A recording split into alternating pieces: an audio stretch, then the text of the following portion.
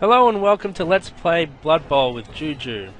This is the computer game version made by, I think, Cyanide Studios of the classic tabletop board game of some sort of football game set in the Warhammer universe, where football has exchanged war.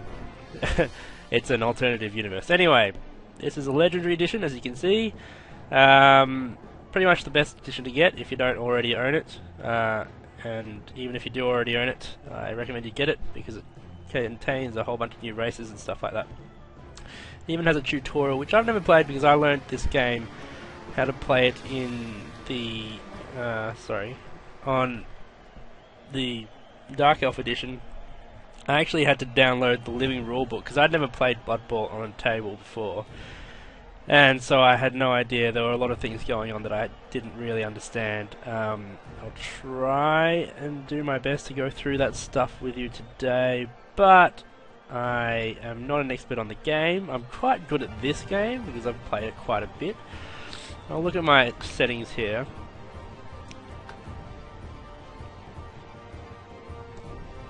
So we're playing at 1024 by 768. We're in English. And we got all this stuff. I have no idea if these settings will be any good in the recording. But yeah, we're not. Excuse me, sorry. I am a bit ill, but I really wanted to do this. So let's get straight into it. I am just going to. Oh, what should I do? Campaign. I've never finished a campaign. It seems to go forever. Competition mode would probably be the best mode for the Let's Play, but I'm actually just going to start a campaign because I really enjoy it. I think it's the best way to play. Now, I've never played in Blitz mode, and I don't think. Yeah, I don't know. It never seems. I've never really played with it. So I've only ever played in classic mode. That's what we'll do today, because it's the classic, normal rules. LP campaign, and yeah. So in Blitz mode, there's a mode which is not turn-based, which I can't even wrap my head around that. Difficulty level, I'll stick on medium. If you get this game and you start playing it on easy, you may think it's not so easy. The thing is,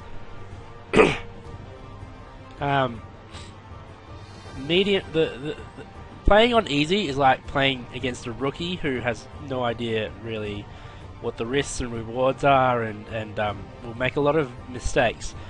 But the thing is, because it's a dice roll based game, some of those mistakes, some of those incorrect decisions that they make, will come good and win them games. So it's a little bit broken. Medium, I suppose, is balanced. Hard, the opponent will be quite careful, which means, of course, that they won't be taking the risks that will win them games. So, I don't know, the difficulty level probably seems a bit broken.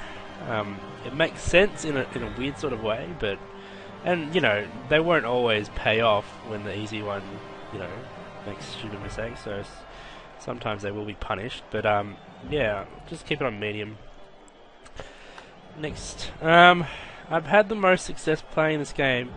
When it was Dark Elf Edition, I was best at playing the Chaos.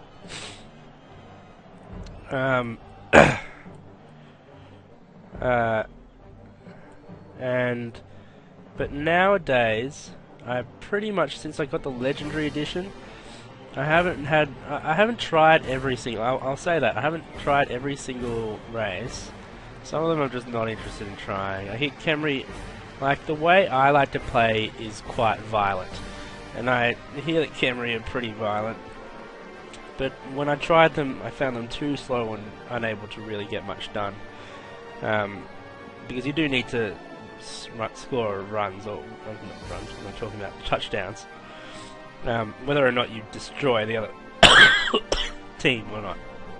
Sorry about my throat coughing at you. So I've really enjoyed playing with the Norse. They're pretty much humans, except the main difference is that Norse, a lot of their players get the block skill, I believe, and that's almost game breaking. I think it's probably pretty cheap to play as Norse. I don't know. I like it. And there are teams that you can't beat, just beat down like you normally do. So there's a bit of flexibility with them. And so when you come across a team that has a defense for your strategy, you are able to adjust and work around that. Team name will be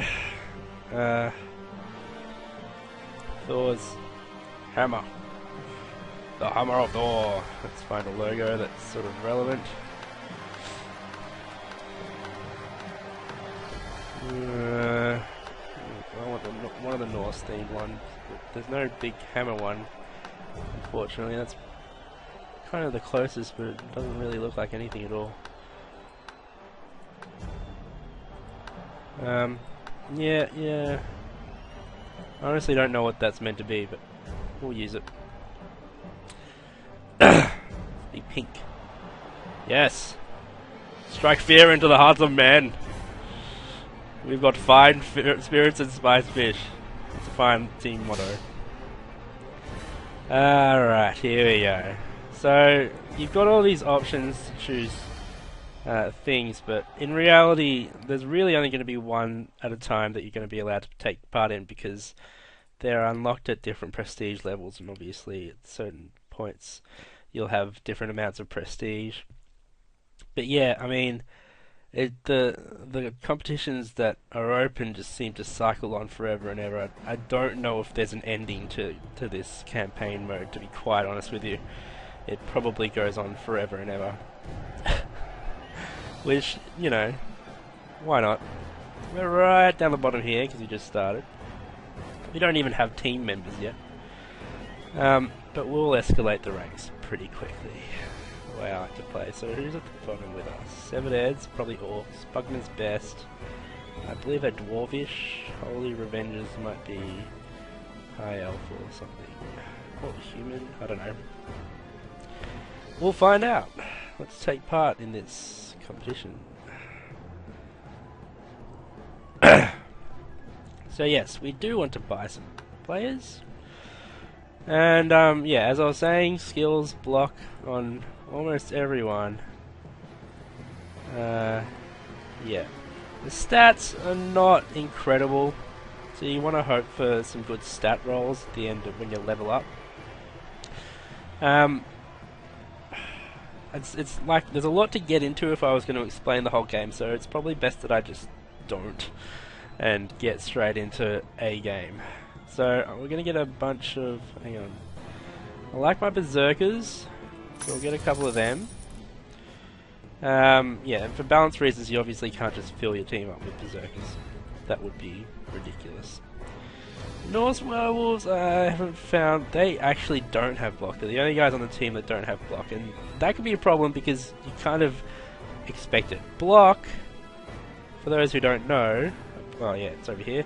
Player with the block skill is proficient at knocking opponents down. The block skill, if used, does not knock down the player if the dice result both down is used. This is one of the things I had to learn about the game. In terms of the dice rolls, because obviously it doesn't show you the dice. Actually, yeah, it does, but in a weird sort of way. So you don't really know the odds of various things happening until you well, pretty much look at one of the real life dice, or get the rule book and look at it, or something. We're gonna have. I do like the runners. Actually, yeah, just because they move faster, they're basically worth it just to get that extra square out of them. So movement allowance is obviously how many squares they can move on the field. Strength relates to how good they are at tackling. There are various ways to sort of work around low strength. They're probably considered a medium strength team for 3. You got to imagine on a 6-sided dice. Oh, I don't know. I forget all maths, but like basically it's out of 6 for strength and agility, and armor value Obviously, the more the better for any of these numbers, really. Yeah, so runners are worth it for the extra mile they can go. I only get one thrower because I find with this team, if you're throwing, you're probably doing it wrong, or it's because you're up against a team that you just can't swish. So how many do we need? Oh shit, I probably got 14. Yeah, that's more than enough. We'll stay with that. And then you can buy re-rolls. They're important. You want, yeah. Probably should have thought about this harder before I just started slamming that buy button. We'll look at the team here. Yeah, pretty standard lineup of Norsemen. Rah. Yes. Yeah, because I kind of want an apothecary as well. And a reroll. Alright, sure, that'll do. Grab a cheerleader, why not? And we're finished. Okay. I'll just save the game. Real quick. So, as I said, we'll get straight into it. Yeah, it would have been good if I could have bought some fan factors to begin with, but... oh well.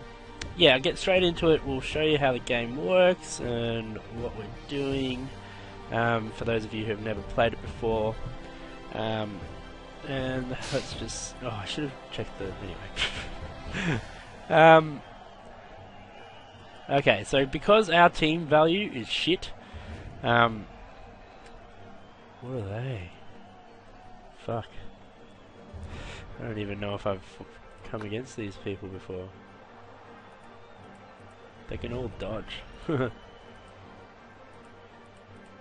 That's ridiculous. Where are these people from? Skills gained column shows you, obviously, what skills they've gained as they leveled up. These guys have level 3 people. A level 3 person. Blitzer. That's ridiculous. Alright. We'll see how we go.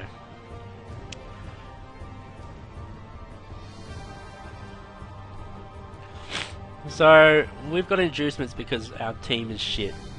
They've got 300 more team value. So they gave us some free money to spend on stuff. What I like to get... I'll get another apothecary. Yeah, extra team training's pretty much going to be the most helpful thing. When the other team gets inducements, when the computer team gets inducements, they tend to get star players. I don't like getting star players because they're not on your team permanently, like they're hired for one game and that's it. And so if they do well and get a lot of star player points, which is basically experience points, they're basically robbing experience points off the members of your team that are permanent members. And yeah, that's not really helpful for you in the long run. So let's check it out. Yep. And now we get a fairly long loading screen.